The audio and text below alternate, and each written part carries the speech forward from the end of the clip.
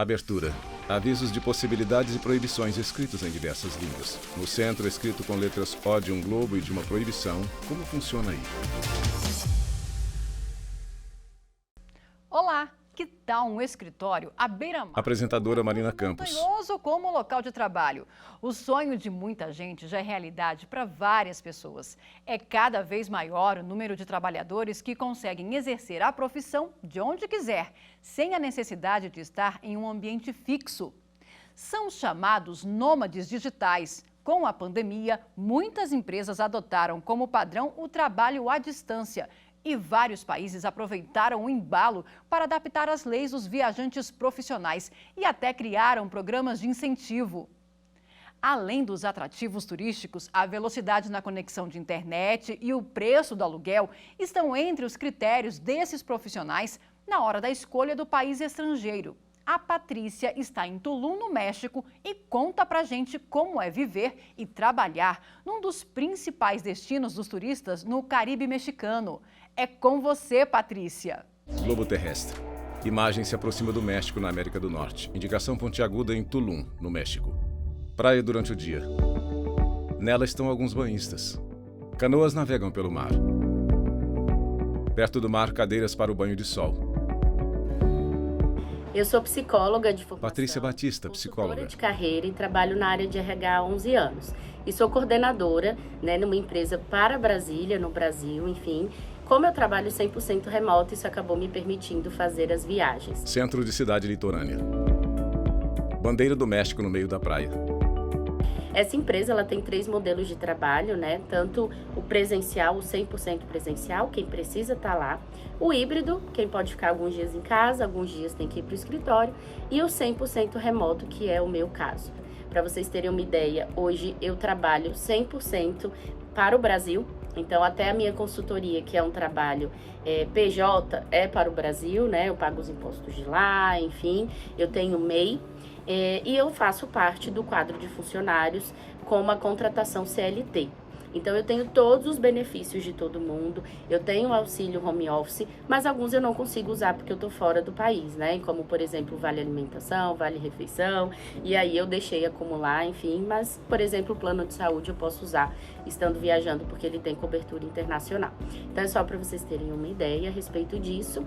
E no trabalho remoto, a gente trabalha muito mais por entrega do que por horas de trabalho. Eu tenho sim os horários que eu preciso estar disponível para a empresa, aquele clássico horário comercial, entre 8 e 7 da noite, mas eu cumpro aí 8 às 18 geralmente. Só que a empresa entende o meu fuso horário, eu estou a 2 horas de diferença do Brasil, na verdade eu começo a trabalhar mais cedo, então enquanto é 6 da manhã no México, são 8 horas no Brasil. E aí eu gosto mesmo, isso foi até um dos motivos que eu vim para o México, porque eu gosto de começar a trabalhar cedo, então foi fácil para mim.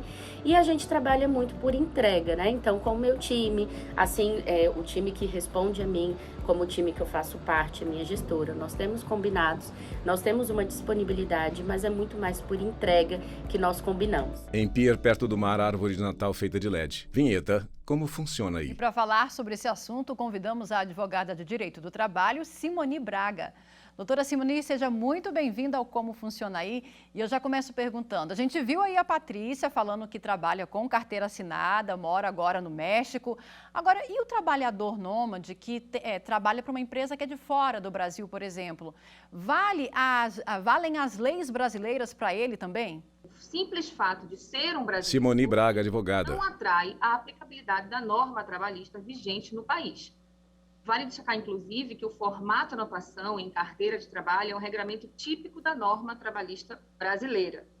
Pois bem, à luz do direito do trabalho brasileiro, é importante destacar que a contratação de profissionais à distância não retira a obrigatoriedade de cumprimento de normas trabalhistas, o que foi muito bem ilustrado pela história da Patrícia, em que ela fala de todos os benefícios que estão postos na sua contratação e que foram aí pactuados para a relação, em que pese ser uma relação 100% remota, em que ela não tem qualquer contato presencial com a sua empregadora no Brasil. Tá? Então, aí várias foram as condições desse contrato de trabalho que foram aí pactuadas, apesar da profissional não residir no país e estar no México, como foi por ela relatado. Existe uma lei, a Lei Mendes Júnior, de 1982, o tema em que pese recente, ele se busca de legislações já existentes, aborda a situação de profissional cujo contrato foi celebrado em solo brasileiro, mas executado no exterior.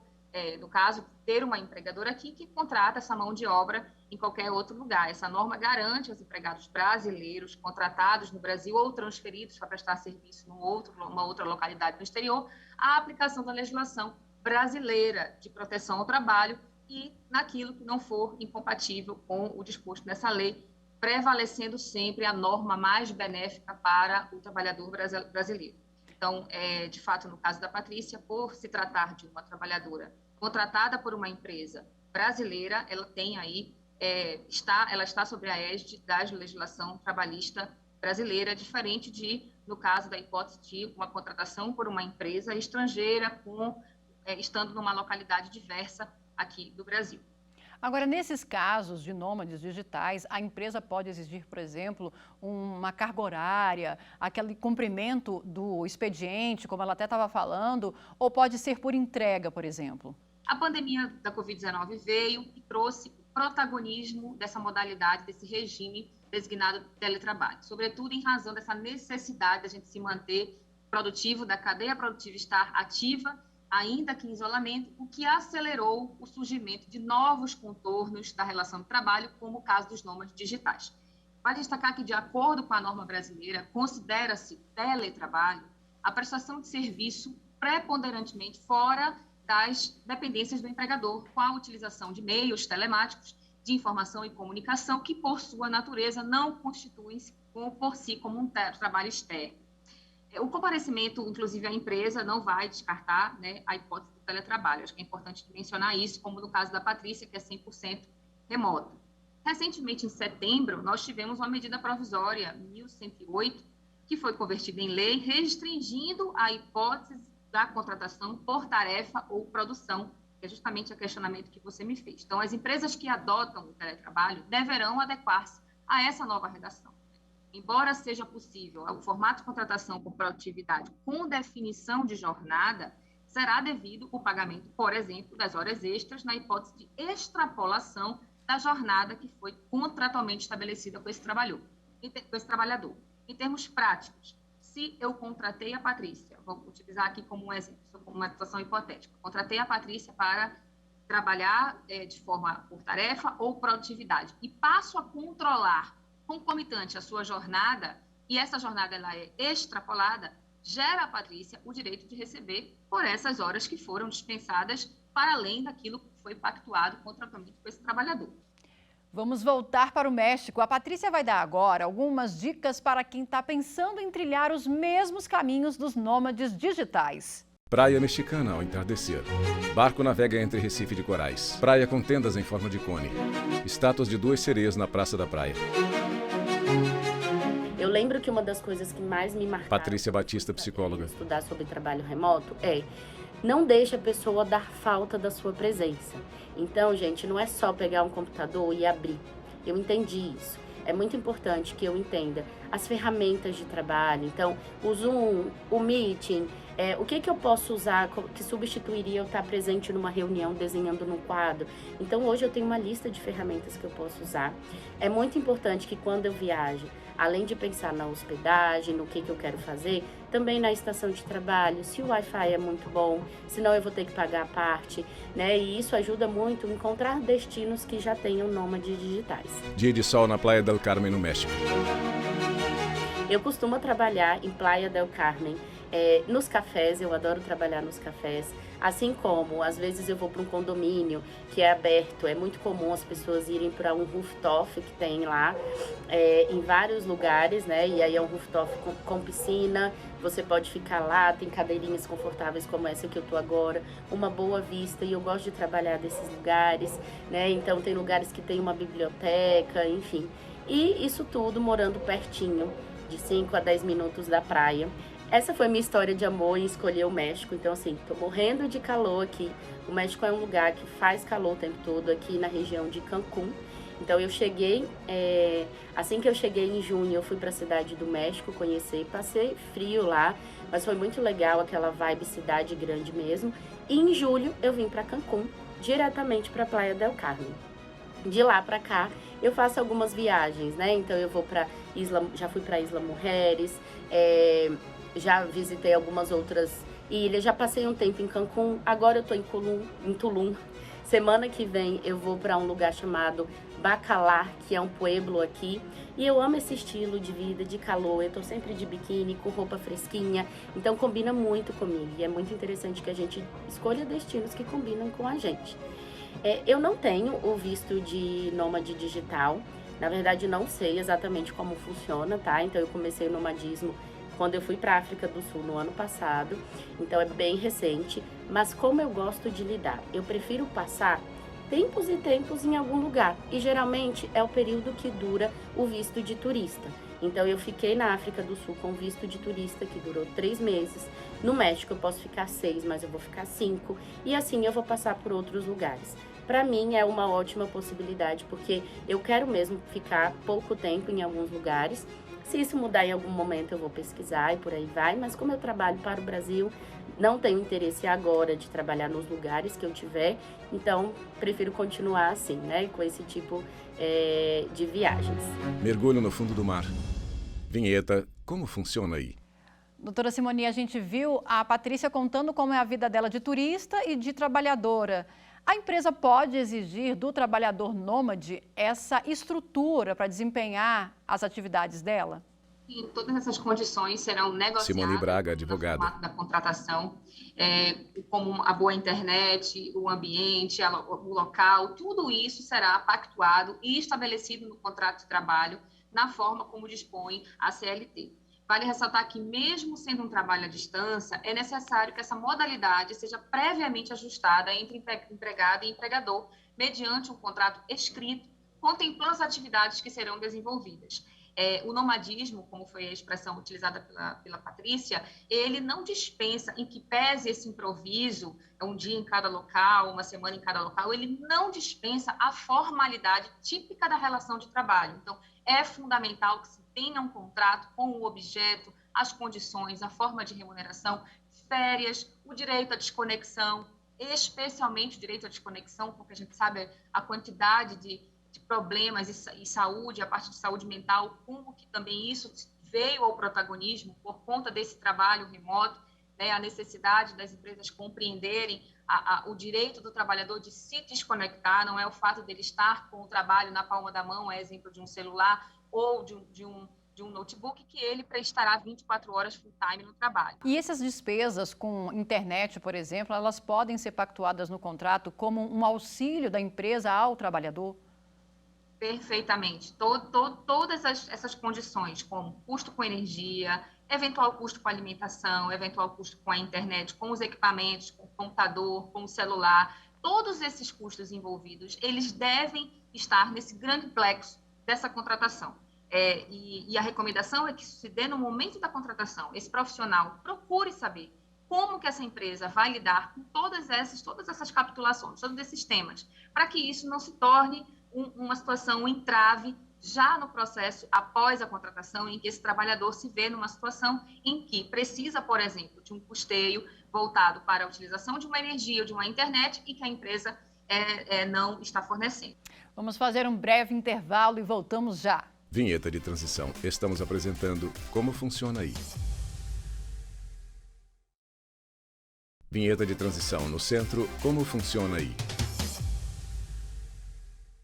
O Como Funciona Aí está de volta e você já Apresentadora viu como Marina a Patrícia Campos. vive e trabalha no México como nômade digital. Agora nós vamos para a Turquia. O Fernando está em Istambul e mostra pra gente como concilia a rotina de trabalho com a vida de turista. Fernando, conta pra gente como funciona aí. Globo terrestre. Imagem se aproxima da Turquia no continente europeu. Indicação pontiaguda em Istambul, na Turquia. Ponte divide setores da cidade de Istambul. Basílica de Santa Sofia. Barco navega por mar próximo a Istambul. Torre Gálata. Eu sou Fernando Kanarski, sou nômade. Fernando Kanarski, consultor de marketing Eu digital. acabei de chegar aqui na Turquia, mais um país que eu exploro como nômade. Eu acabei de chegar, inclusive, de Dubai, uma cidade no qual eu tenho visto de nômade digital. E eu resolvi virar nômade digital há 7 anos atrás, quando eu trabalhava como CLT, trabalhava numa agência digital, mas eu não gostava muito da minha rotina de trabalho. Eu gostava muito de viajar e eu queria muito poder ter a liberdade de poder trabalhar e viajar, poder fazer as coisas, explorar com mais liberdade. E foi aí que eu conheci essa coisa chamada nomadismo digital, a qual me permitia poder trabalhar remotamente e ao mesmo tempo poder explorar todos os lugares do mundo. Foi aí que eu resolvi largar minha carreira, a minha carteira assinada, CLT, para, enfim, investir no meu negócio, abrir uma consultoria em marketing digital, que era uma coisa que eu já fazia. E atualmente eu sigo trabalhando com marketing digital, que é o que me dá dinheiro, que me possibilita poder trabalhar de qualquer lugar do mundo. Pessoas e carros na Ponte Gálata. Como que funciona tudo isso? Como é que eu consigo manter tudo isso? Então hoje eu tenho uma empresa no Brasil que atende empresas brasileiras, clientes brasileiros. Então toda a minha operação, minha estrutura está no Brasil. Eu tenho uma empresa, eu emito nota, eu declaro imposto de renda, tudo no Brasil. E eu acabo mandando dinheiro para fora do Brasil para poder explorar, poder ir para os lugares e poder, enfim, conhecer os lugares que eu quero.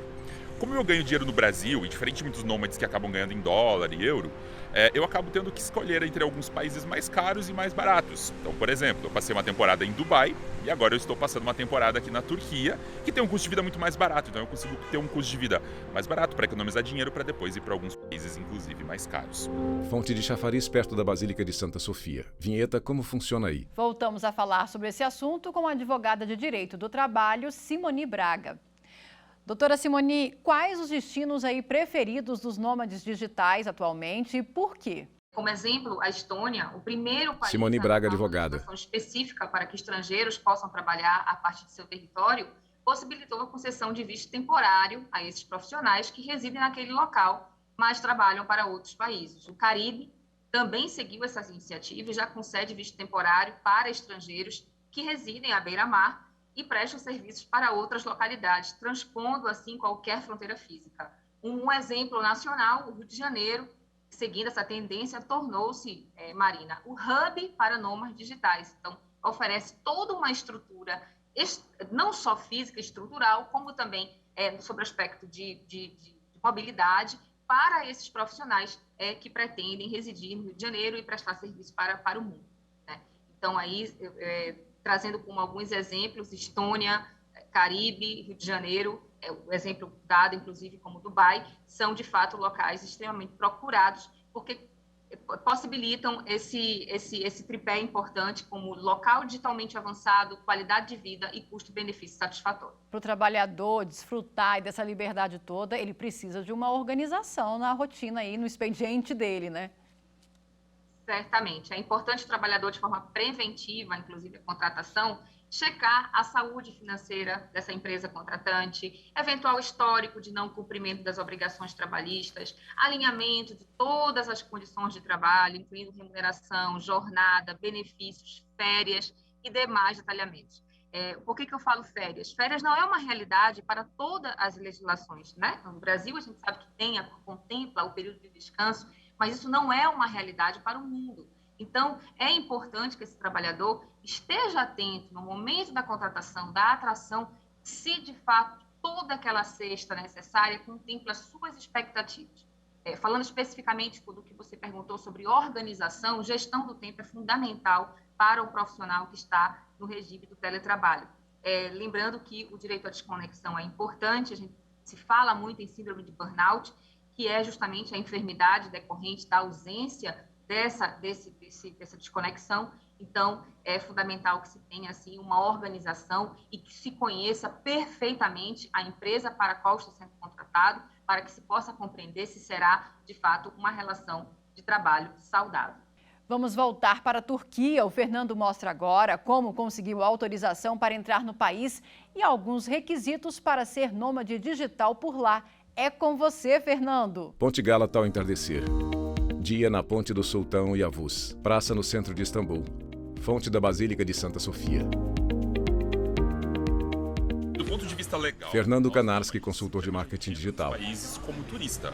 Isso é uma coisa muito importante, porque se a gente falar que está trabalhando, a gente pode ter problemas com a imigração. E assim, existem duas exceções que a gente pode pensar.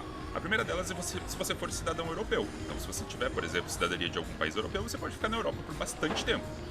E outros casos, que é o meu caso, por exemplo, você pode ter visto de nômade digital. Então, alguns países, como por exemplo os Emirados, lançaram vistos específicos para nômades digitais. Se você cumprir alguns requisitos especificados por eles, como renda, e ter uma empresa em outro país, você pode conseguir então provar e você pode conseguir esses vistos.